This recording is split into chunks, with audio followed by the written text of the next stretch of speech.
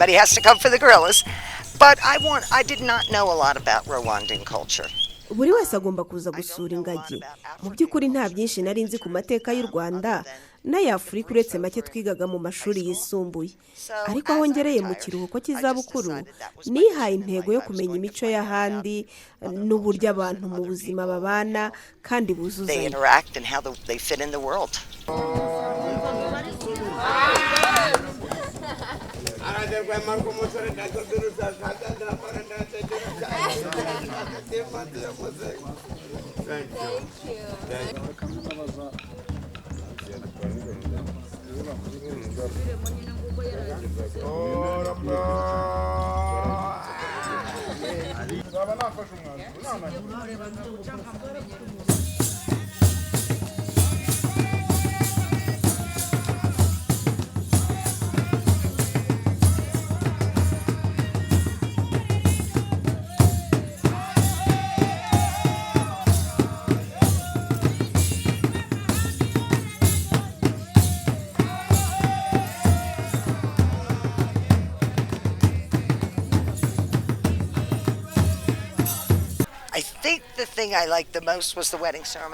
Ikintu nakunze cyane ni umuhango w'ubukwe.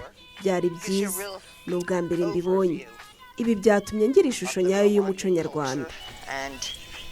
Just how full it is.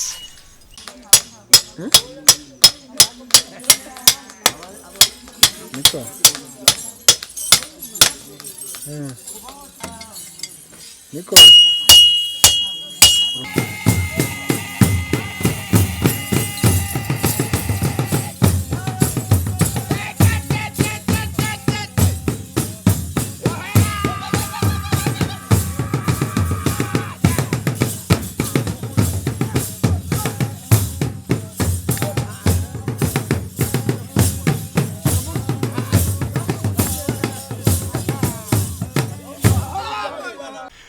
Twahinduye ingamba ntawe ukibikora ngo yangize ibidukikize kandi ari byo bidufitiye akamaro.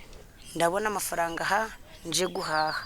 No kuvuga ngo rero uwo mucuruzi nabona amafaranga mvuyeho araba nawe afite kubukera rugendo ikintu kirekire cyane kandi gikomeye kimubeshejeho kimufitiye nakamaro. Urumva icyo byaturinze no kwandagara hirya no hino mu biyobyabwenge akenshi amasaha menshi iminsi myinshi tuba turahangaha. Hano dukuramo amafaranga tugakora imyenda yo kwambara ndetse abafite abagore n'abana bajya ku ishuri tugatanga mituweli ku gihe